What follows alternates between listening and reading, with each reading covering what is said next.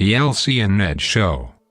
Hey everybody, and welcome back to the Elsie and Ned Show. My name is Ben Flanders with Learn, Create, Build Academy, and joining me as always is our awesome co-host Adam Laring. Adam, how are you doing this week? Doing really good, Ben. Glad to be back for episode number 2. Yeah, very exciting stuff. We have a super interesting show for you guys today, talking about some hot topics that we hear about kind of a lot through our work and what we delve into. So. Yeah, absolutely. So before we kick off that whole stuff, Ben, I want to give a quick update for those who are watching this live, or at least relatively after we published it. So we have a couple cool things going on the Learn, Create, Build website. Hopefully we'll pop up a graphic when we release this. But if you go to our website now, we have an Elsie and Ned coloring contest, which is pretty sweet. Your kids can get involved with. It's really simple. You can just go to our website. You'll download a PDF of Elsie or Ned or both. You just color it, and you can either send it to us directly in the mail, or you can take a picture and scan it and email it to us. But every month we're going to be doing a drawing for prizes. It's a cool way for your kids to be creative and not just be behind the computer. They can be creative with their crayons and markers and all that kind of stuff. Yeah, we've already gotten some really awesome submissions too. Yeah, so. Yeah, exactly. It happened one right away, which was really cool. Secondly, if you go to our website now, from now until I believe May 11th, that we're doing a giveaway of our camp spot. So you can sign up there. That's a $399 value. So even if you've signed up before or already, you can still enter. And if we win, we'll just refund your money. So that's how that'll work. You can share that with your friends to get more entries. So check that out if you're watching this between, May 5th to 11th, right in there. Yep, absolutely. Awesome opportunity to give away that camp spot. So that all said and done with, hopefully you guys are keeping up with us on social media and the website. A lot of cool stuff coming down, as we mentioned previously. But a little bit more about today. So what are we going to be talking about today, Adam? So we're going to be talking about the good and the bad of video games and the internet. We get approached all the time by parents at our camps and online that are asking, what games are appropriate for my child? Is my child safe online? Because they're playing with people across the country, young, old, everything in between. So we're going to address a lot of those issues, and just from our expert opinions of what we think is appropriate, and also from what we've heard from parents, and kind of molding those together and what we tell parents every day. Yeah, absolutely. This is definitely one of our number one priorities, especially since a lot of what we deal with at camp can be done at home and online as well. And just the general kids using the internet and playing video games is important to us as well. Because obviously, as we progress as a society, it's happening at a younger and younger age. That's something that we've seen that's super interesting. And parents often just don't know where to draw the line or how to use it as something that can benefit rather than harm. So right. Definitely an important topic for sure this week. Yeah. So definitely, I'm going to kick off a couple questions to you, Ben, on that, if that's cool. But before that, I want to just say, those of you might not know, I'm a little older than Ben. I'm about 9 years older than Ben. So I don't know if I have a different perspective, but with technology, even me growing up, things have changed. But I think it's important, as all parents and as a new dad myself, that I realize that there will come a point when technology my son will come with me with technology I'm not going to understand, right? But I think the wrong idea, and what a lot of parents do is they balk at that, right? They say, that wasn't done in my day, and that's not appropriate for you to be doing now. I think that's the wrong answer. I think the right answer is to do your own research and figuring out what is good and bad, and make those decisions based upon your child. And I think as our answers will progress here, these are broad answers, right? Individually, you need to look at your child and realize if they're responsible enough to be online, or if they can handle a more violent video game than others. I think that's very important. I kind of want to preface that by saying, just because you're not into it doesn't mean it's not appropriate for your child. Vice versa, and it might not be, but you have to make that decision as a parent. So anyway, I'm going to kick off this first question, Ben. Being that kids are online in virtual environments all the time, whether that's through Minecraft or Fortnite, which is really big now, what do you see in general that there is a plague or a problem with bullying and things like that when you're playing online? Do you see that happening?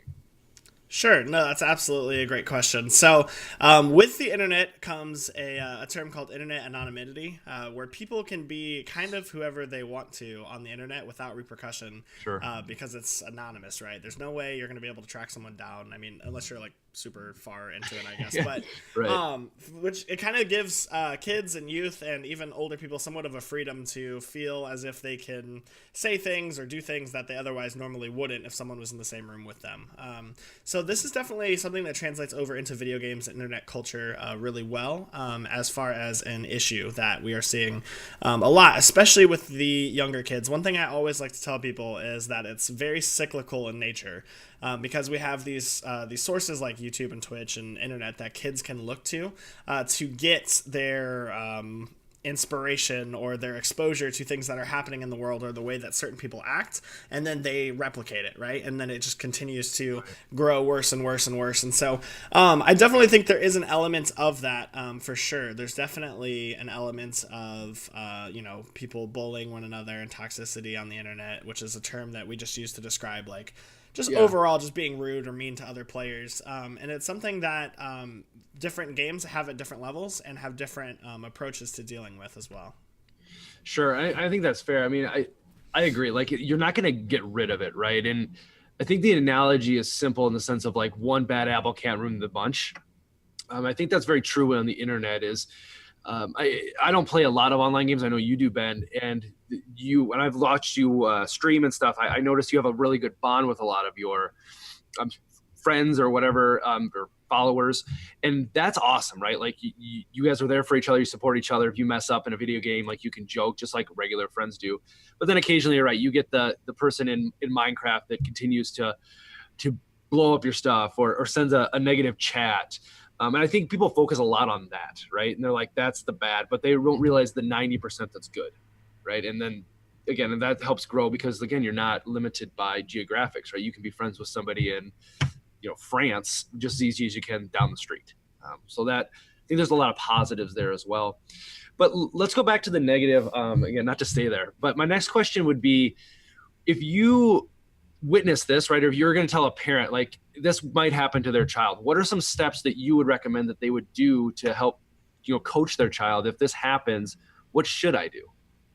Right, absolutely. So I would compare it pretty well to, and obviously I don't have any children of my own, but I would compare this very similar to dealing with bullies in school, and talking to your kids about, hey, like this is how you can deal with the situation in an appropriate manner, right? Because obviously this is, if you're willing to accept the dangers of the internet, which are, there could be chat interaction in some games and other things like that, then educating your child on the best ways to handle that and to report it is probably the best action that you can take to prevent any traumatic experience or anything like that. For example, if you are dealing with a game that has a chat service, you have to explain to your kid, like, hey, you have to be understanding. If you see something that is not appropriate or that we don't approve of in this family, then you need to get one of us, or you need to make sure that you're not participating in that in any manner.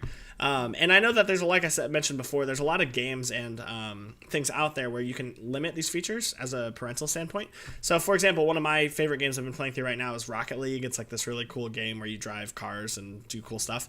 But there's a feature in that game where you can disable the chat feature altogether. So if you're, parenting and you've noticed, oh, my kids got on here before and had a problem, moderation of those features is definitely one of the first steps you can take too. But like I said, I always like to, my standpoint is to make sure that you talk to the kids and explain to them, like, hey, this is not acceptable. Yeah. Like, if you come in contact with this, definitely let us know. Or but there are features that you can take as a preventative measure as well, other than just saying, hey, be prepared.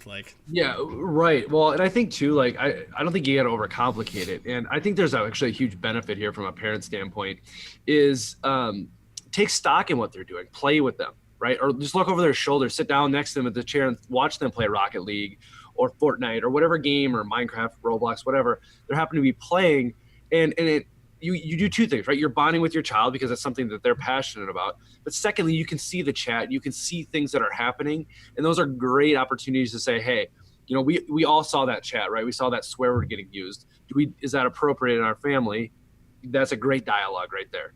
But I think there's a lot of it is that you don't know what you don't know as a parent. And I get it, right? Some parents don't want to play video games. It's not their thing. I'm not in love with video games. It's not really my thing either, but I see the value. But taking that time with your kid, it's a bonding experience. It's no different than throwing a ball outside. It's what they like to do.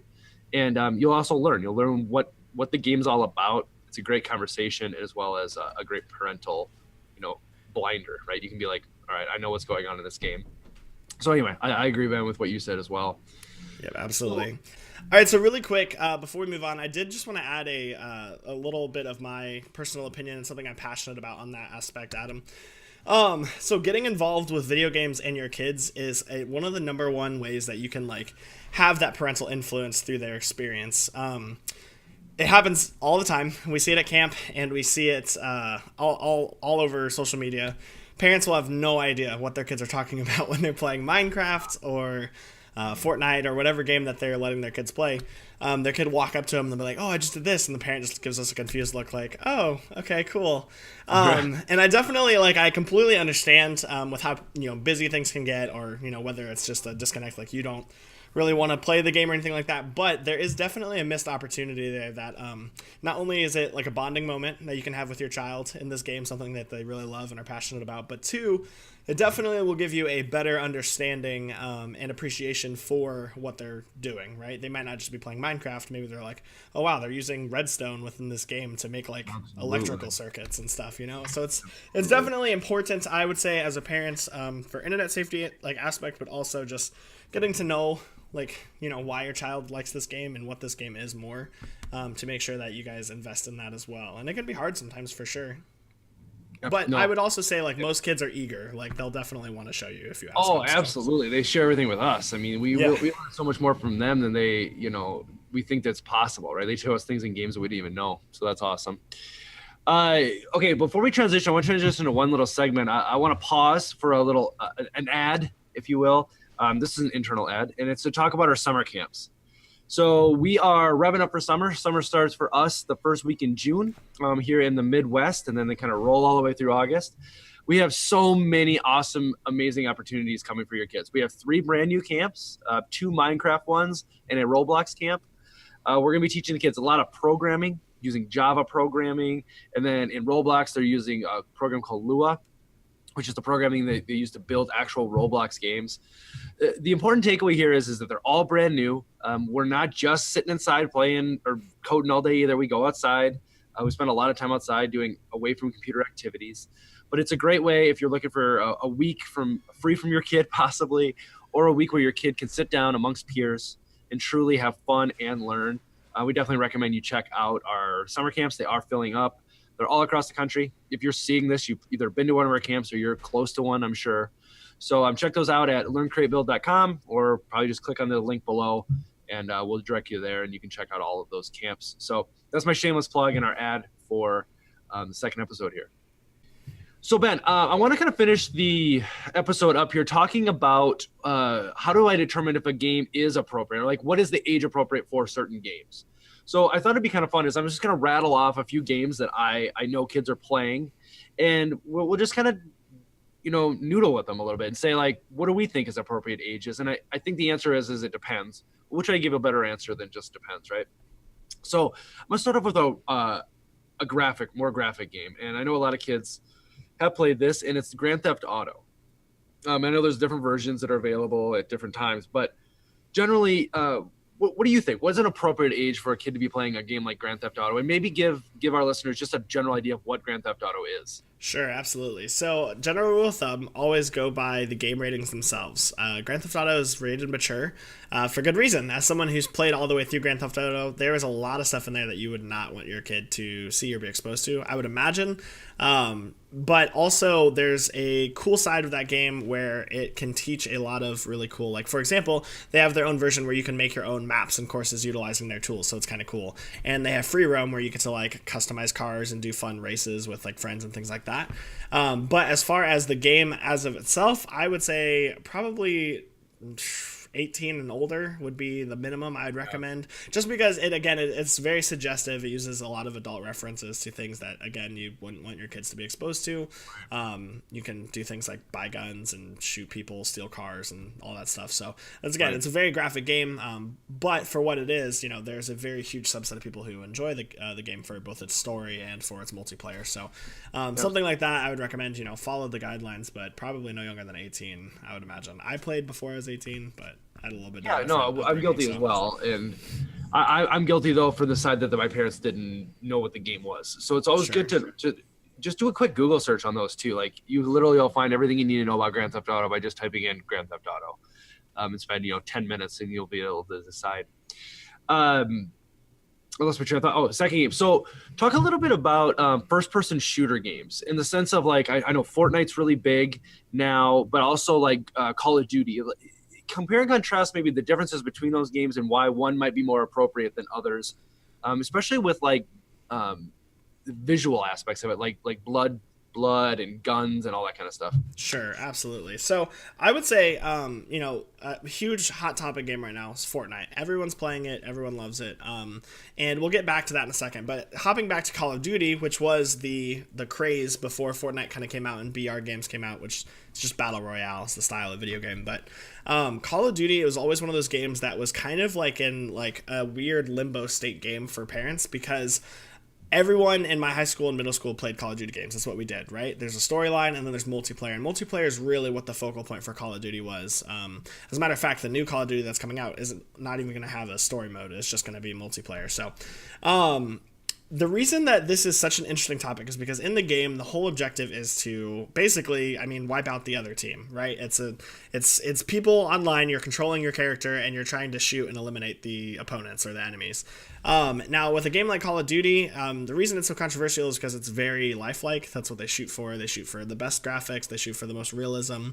And there is like blood and gore and stuff like that, which, obviously you wouldn't want to necessarily expose that to a younger child because that could be, traumatic and get them thinking. I remember this conversation very specifically. One of the very first Call of Duties I ever played, my mom walked up to me and she was like, it doesn't work like that in real life, right? And I looked at her and I said, what? And she said, you don't respawn. Like, you can't go around shooting people, and that's because I started playing Call of Duty at a pretty young age. And obviously, I felt like as a kid, I really understood that, but she was more just trying to warn me of, like, hey, this is actual, like, you may be playing with this game where you're shooting guns and stuff, but this is actual, like, danger, like, in real life, And so there's kind of making sure there's not that disconnect can be kind of difficult. But so you have like the first person shooter genre, which is like Call of Duty, other games like that, and a lot of the time I would consider those to be kind of graphic for younger children, though they do offer teamwork, I guess, skills and like benefits like that with their friends who play online with them.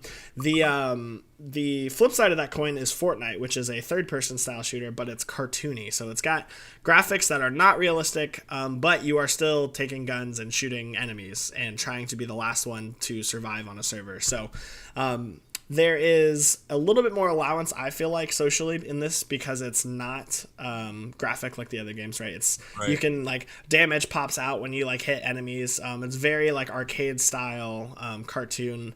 Again, the theme is very similar to something like a Call of Duty video game, but it's just generally less, graphic. Right. It doesn't feel as if you're, like, doing as much damage. So it's really just tricky. It's tough. There are kids all over the country who play Fortnite right now, and part of that is because it's super accessible.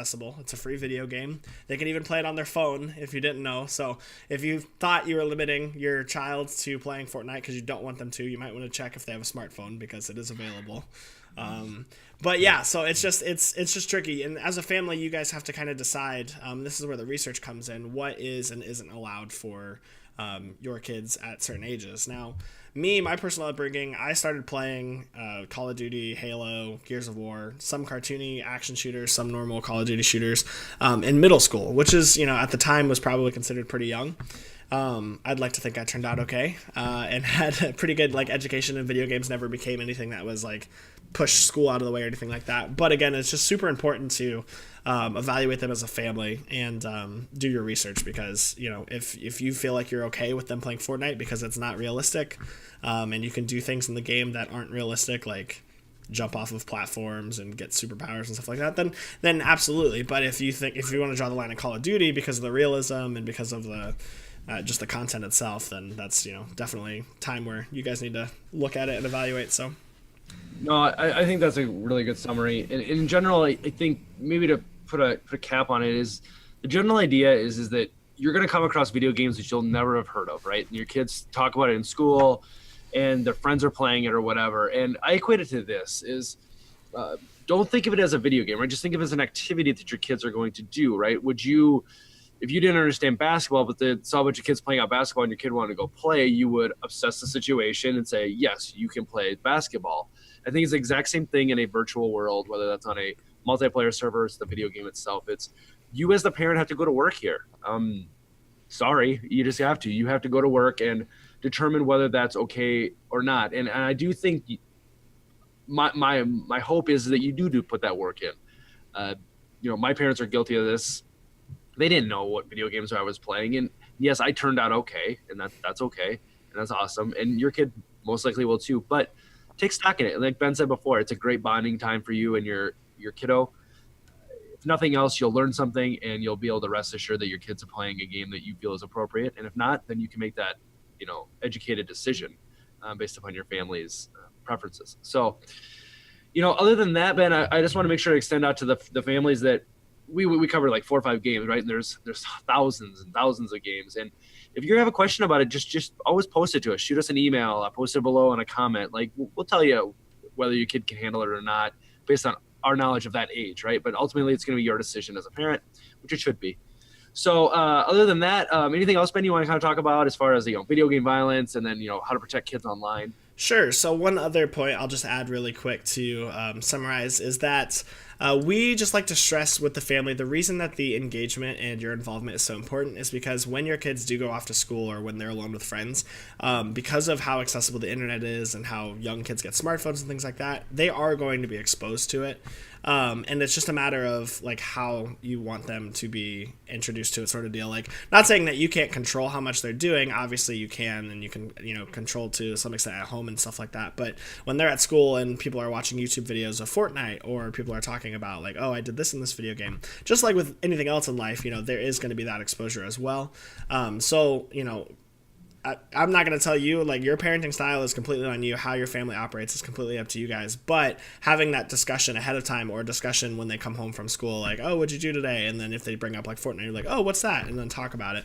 Like, that's going to be helpful and your best bet, rather than just saying you can't play video games, or, like, you can't. Because then they're gonna see it, especially if in public schools and things like that. It's that's just how the internet works nowadays. And with how accessible it is comes that exposure, so... Absolutely. Well said. Well, yeah, Ben, you want to kind of close it up for the episode and kind of tell them what we'll be doing next episode? Yeah, sure. Absolutely. So, again, if you guys did enjoy this video, if you guys have any questions or comments and things like that, definitely let us know down below. We'll be checking those and making sure that we can engage with you guys on that level. Other than that, we will be posting next Friday as well. So if you guys are enjoying the series, come with anticipation. We're going to be talking about something that's super personal in my wheelhouse, which is Twitch, and probably some YouTube in there as well. And just talk about, now that we've kind of discussed a little bit about internet and internet safety, what these kids are doing on the internet, and some cool opportunities that are out there that people have taken, gaming and internet, and just fused it into careers and some awesome stuff like that. So, like I said, if that's interesting to you, definitely tune in. It'll be a good topic. And like I said, if you have questions, let us know. Yeah, and if you're the parent that says there's no future in video games, you definitely want to check out next week's episode. Here, that's what we should title it. We'll say, find out how you can make $500,000 a month by playing video games. Next week's episode. It'll blow your mind. It'll definitely make you rethink telling your kid to stop playing video games. So, other than that, yeah, thanks for watching the episode, guys. Look forward to next week. Yep, and we'll see you guys there on the Elsie and Ned Show. See you guys. Bye. Goodbye.